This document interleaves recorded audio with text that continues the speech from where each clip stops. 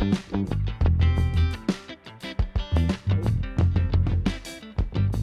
everyone, welcome back to Gold Fries. This is the ASRock B650M-HDV, a board that is pretty popular because of the value, the price and what you get.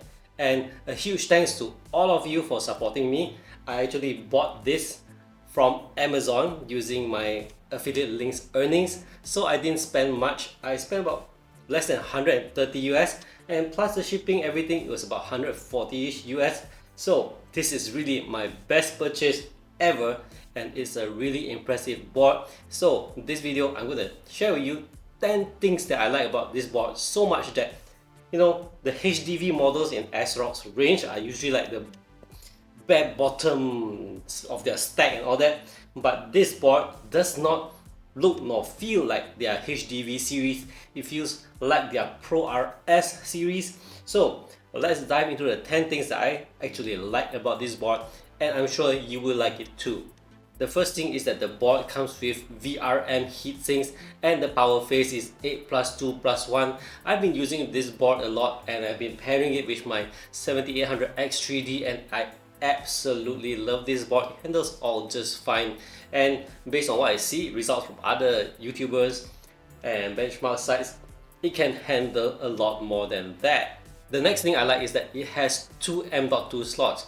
Typically their HDV models come with just one slot, but this one, it has two slots, which is very nice. And that's why I intend to use this board as into my main rig instead of usual ITX boards. I have ITX board that two slots, but this one is a lot more convenient because it's two at the front. Third point is that it has PCIe Gen 5 on the M.2 SSD. The first slot you see here is the one with PCIe Gen 5. So rest assured, I am ready for using PCIe Gen 5 SSDs.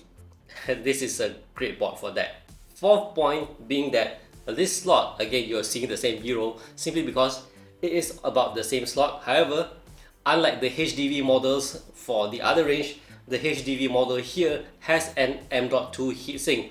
I know it's thin, it's not something that one would use for a Gen 5 SSD. I've used Gen 5 SSD, you can click on my reviews, and Gen 5 SSD definitely cannot be handled by this heatsink, but at least the heatsink is great when I'm using like Gen 3 and Gen 4 SSDs. Great stuff from ASRock over here. The fifth thing I like is that it comes with an IO shield pre-installed. That's a huge plus. Typically, their HDV range does not come with pre-installed IO shield, and without pre-installed IO shield, you either forget or you might have installed wrongly and some of their things are hanging around and you have to either dismantle the mount the board to remount or just snip it off. But with the IO shield, all these things is not a concern anymore. Huge thanks to ASRock for really putting an IO shield on even the HDV range of motherboard for this one. The sixth point is about the PCIe slot, which is steel reinforced, and I like it also that it's positioned closest to the CPU. Now, a lot of motherboards from other brands, they have the PCIe slot one notch down, and this means that there's less clearance at the bottom for add-ons like fans or other cards. So especially when you're using thick graphics card. So in this case, you can use a thick graphics card and you still have space for an add-on card, and possibly, if your case allows, fans. So yeah, great stuff for having the PCIe slot being steel reinforced and close to the CPU. The seventh thing I like is the number of fan headers.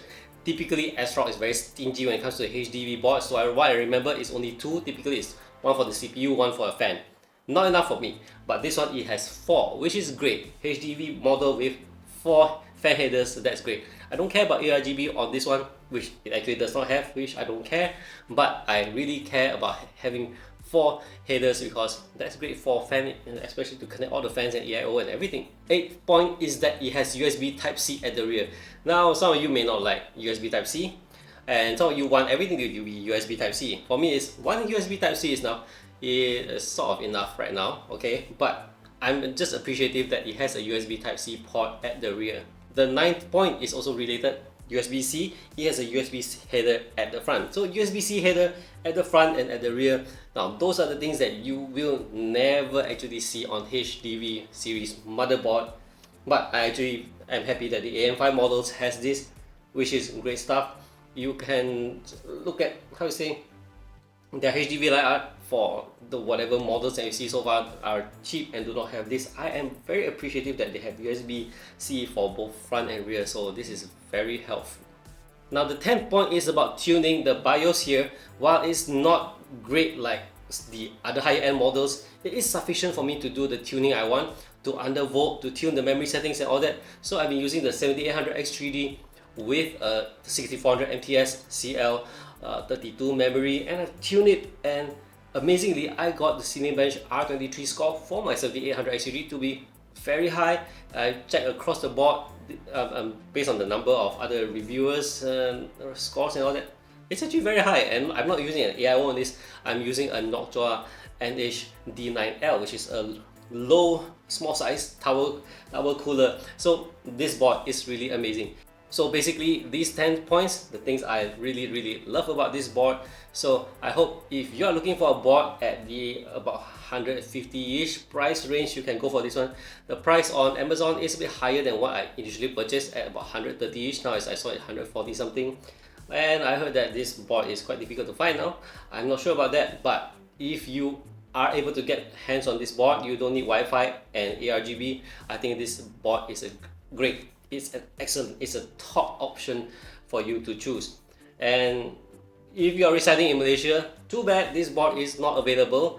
And I have a reason, I know the reason why, because I was in charge of ASRock that time when this board was launched. I know why it's not in, so maybe I'll share that in maybe an upcoming video. I don't know if you like to hear it. Well, whether you like to hear it or not, maybe that's a good thing to share about. But that's it for this video. Thanks for watching, guys. Do remember to subscribe to my channel if you haven't, and I'll see you guys in the next one. Bye bye.